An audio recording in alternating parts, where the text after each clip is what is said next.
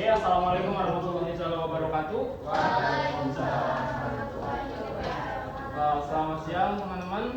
Gimana kabarnya hari ini? Baik, Pak. Oke. Sebelumnya nih masih ingat kita kemarin belajar tentang apa? Enggak, Pak. Tugas saya ketinggalan. Pertama kali. Oke, di pertemuan sebelumnya kita sempat sudah membahas ya materi mengenai Perang Dunia Pertama, Perang Dunia Kedua, dan Perang Dingin. Ada yang masih ingat tentang perang tersebut? Ketinggalan, Pak. Jadi perang pertama, perang dunia pertama, kedua sampai perang dingin itu merupakan perang-perang yang saling berkaitan antara satu sama lainnya. Nah, dari perang tersebut akhirnya menghasilkan beberapa perubahan gitu pada dunia dan kehidupan bangsa-bangsa internasional. Salah satunya adalah terkait berdirinya organisasi-organisasi militer gitu ya. Nah, tapi sebelum kita lanjut ke materi pertemuan pada hari ini, alangkah baiknya kita berdoa terlebih dahulu. Ketua kelas boleh memimpin doanya? Ya, boleh. Oke, teman-teman, sebelum kita belajar, kita doa menurut kepercayaan masing-masing. Berdoa dimulai. Berdoa selesai. Memberi salam. Assalamualaikum warahmatullahi wabarakatuh. Assalamualaikum warahmatullahi wabarakatuh. Terima kasih ketua kelas.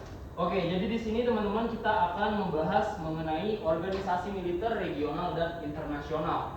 Ada yang tahu bedanya di mana? Oke, secara definisi organisasi militer regional dan internasional ini terletak pada ruang lingkupnya, di mana organisasi militer regional dan internasional ini regional itu terbatas kepada wilayah-wilayah dan kawasan tertentu saja, sedangkan internasional merupakan organisasi militer yang diikuti hampir banyak oleh negara-negara asing dari luar dan cakupan wilayah yang berbeda gitu ya. Nah, organisasi yang pertama itu adalah SIETO. Ada yang tahu apa yang dimaksud dengan SIETO? Pernah dengar? Jadi SIETO itu secara singkatan merupakan Southeast Asia Treaty Organization, di mana organisasi ini merupakan salah satu organisasi militer dalam cakupan regional untuk kawasan Asia Tenggara sesuai dengan namanya Southeast Asia. Nah, organisasi ini tuh didirikan pada tanggal 8 September 1954 yang beranggotakan Australia, France, Selandia Baru, Thailand, Pakistan, Filipina, UK dan USA. Gitu. Nah, kalau teman-teman bisa lihat di sini cuma ada dua negara perwakilan dari kawasan Asia Tenggara yang menjadi bagian daripada organisasi SIETO ini, yakni Filipina dan Thailand. Gitu. Nah, organisasi SIETO ini merupakan salah satu organisasi militer regional yang salah satu kegiatannya itu mungkin teman-teman pernah dengar tentang peristiwa Perang Vietnam yang melibatkan antara Amerika dengan Vietnam, di mana di dalam perang itu SIETO ini terlibat gitu di dalam perang antara Vietnam dan Amerika yang pada akhirnya menyebabkan Amerika mengalami kekalahan, dan sejak kekalahan Amerika pada perang Vietnam tersebut akhirnya menyebabkan negara-negara yang terlibat di dalamnya atau sebagai anggota itu merasa tidak aman gitu. Karena itu tadi sebelum kita lanjut, jadi alasan berdirinya SIETO ini berkaitan erat dengan proses terjadinya perang dingin, di mana perang dingin itu kan melibatkan antara Amerika Serikat dan Uni Soviet, ya kan? Nah, setelah berakhirnya perang dingin, Amerika ini hendak memperluas cakupannya dan mencoba untuk meminimalisir dampak ideologi komunisme yang dibawa oleh Uni Soviet, khususnya di kawasan Asia Tenggara gitu. Tapi karena semenjak kekalahan Amerika oleh Vietnam saat itu, negara-negara tersebut itu kurang yakin bahwa Amerika bisa menjadi pelindung lah bagi mereka. Akhirnya satu persatu negara-negara tersebut mulai meninggalkan SIETO, dan akhirnya SIETO secara jujur akhirnya dibubarkan pada tahun 1977. Sampai sini dulu, ada yang mau ditanyakan? Boleh saya lanjut? Lanjut, Pak. Oke. Nah, organisasi yang kedua itu adalah ANZUS. ANZUS ini seperti namanya, di sini juga kalian bisa lihat organisasinya itu terdiri dari 3 negara. Yang pertama USA atau United States of America, Selandia Baru, dan Australia. Jadi ANZUS ini merupakan singkatan dari ketiga negara tersebut. Gitu. Didirikan pada tahun 1951 seperti halnya dengan SIETO tadi. Salah satu tujuannya adalah untuk mencegah menyebarnya paham komunisme di kawasan Australia dan Oceanic gitu. Nah, cuma karena saat itu juga ya tadi semenjak kekalahan Amerika oleh Vietnam, terlebih lagi Selandia Baru ini pernah dicabut gitu izinnya maksudnya keanggotaannya dari ANZUS karena saat itu Amerika mencoba untuk memasukkan kapal yang berisikan tenaga nuklir. Nah, Selandia Baru sebagai negara yang mencoba untuk menjaga perdamaian itu menolak tawaran yang diajukan oleh Amerika. Akhirnya keanggotaan Selandia Baru itu dicabut oleh Amerika dari ANZUS. Nah, sejak saat itu ANZUS ini perlahan-lahan mengalami berbagai macam masalah yang pada akhirnya ya dibubarkan juga gitu. Cuma ya bisa dampaknya itu masih tetap bisa kita rasakan sampai sekarang, tapi mungkin nggak seperti yang zaman dulu lah gitu. Sampai sini dulu, ada yang mau ditanyakan lagi? Nggak ada. Oke, dari sini lanjut lagi ya. Nah, di sini ada NATO atau OTAN ya. Di sini NATO itu atau North Atlantic Treaty Organization atau ya kalau disingkat secara OTAN itu Organization to Trade the Atlantic North. Didirikan pada bulan April 1949 guna mengatasi apa yang menyebarnya paham komunisme tadi lagi. Cuma untuk kawasan Atlantik Utara gitu. Dimana di kawasan tersebut itu kan bisa dikatakan merupakan kawasan-kawasan yang rawan untuk dimasuki oleh negara-negara yang memiliki paham komunisme. Nah, dengan didirikan NATO ini diharapkan paham komunisme yang dibawa oleh Uni Soviet yang sekarang itu Rusia itu bisa diminimalisir agar mereka ini tetap terjaga gitu.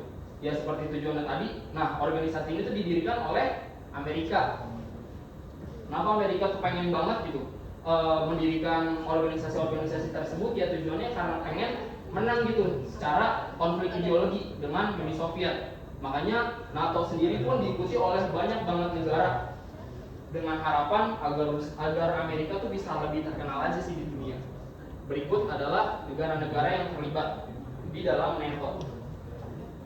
Nah, bisa kalian baca juga. Pendirian NATO itu diprakarsai oleh rasa takut akan terjadinya serangan susulan pasca Perang Dunia Kedua. Jadi sebelum terjadinya Perang Dingin, setelah Perang Dunia Kedua itu memiliki kemungkinan terjadinya perang-perang susulan. Makanya Amerika itu merasa bahwasannya mereka harus menjaga lagi kedamaian dan keadaan negara-negara yang berada di bawah kekuasaannya. Nah, NATO ini didukung oleh penandatanganan Traktat Dunkirk oleh French dan UK pada tahun 1947, dan sampai sekarang NATO pun masih menjadi salah satu organisasi militer internasional yang diikuti oleh banyak banget negara.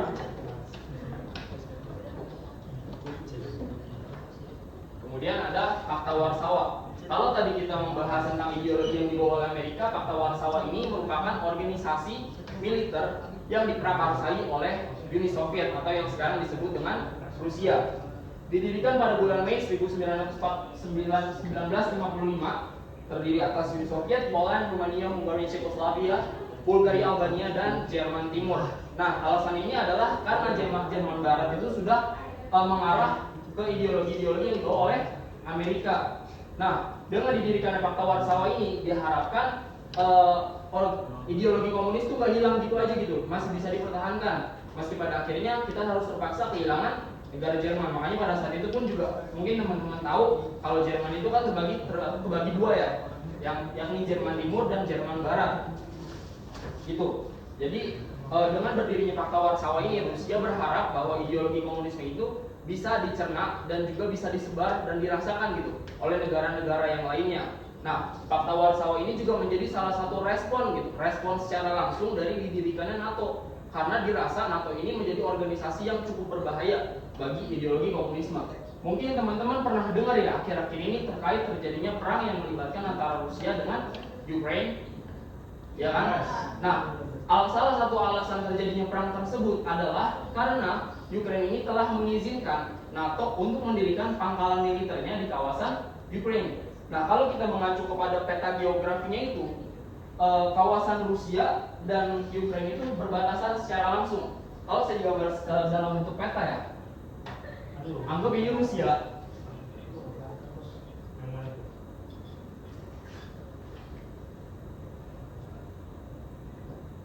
Nah, ini tuh Rusia. Kemudian di bawah Rusia itu ada Kazakhstan. Di sini Kazakh. Nah, di kawasan ini itu Ukraine.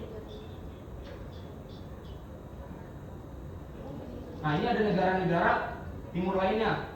Nah, kalau misalkan kita kesini lagi, itu berbatasan langsung dengan French dan Jerman. Makanya, kalau misalkan Ukraina itu mengizinkan pendirian pangkalan militer di kawasan tersebut, ditakutkan NATO bakal menyerang gitu Rusia secara langsung, kayak gitu. Bisa dipahami teman-teman? Bisa. Oke. Keren banget. Nanti Pak, pandan. Oh,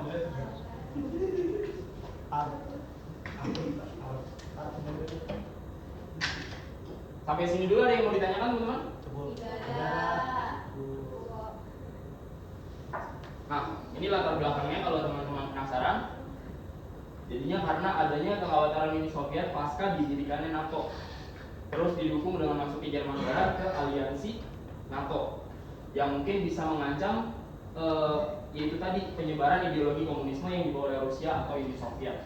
Terus tujuan dan fungsinya itu adalah untuk mengimbangi dan melindungi kawasan blok timur dari negara-negara yang terlibat di dalam NATO. Karena itu tadi salah satu prinsip yang ditetapkan oleh NATO adalah ketika salah satu negara yang itu diserang, itu sama juga menyerang seluruh negara-negara yang terlibat di dalam organisasi NATO. Seperti itu.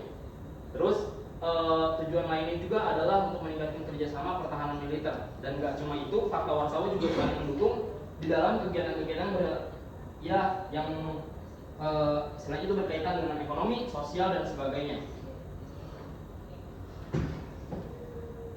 Oke, dari semua materi tersebut ada yang mau ditanyakan sampai saat ini?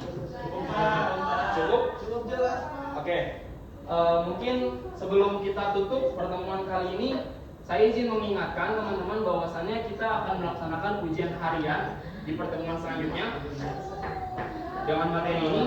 Dan materi selanjutnya itu kita akan membahas mengenai organisasi ekonomi regional dan internasional. Bisa dipahami teman-teman?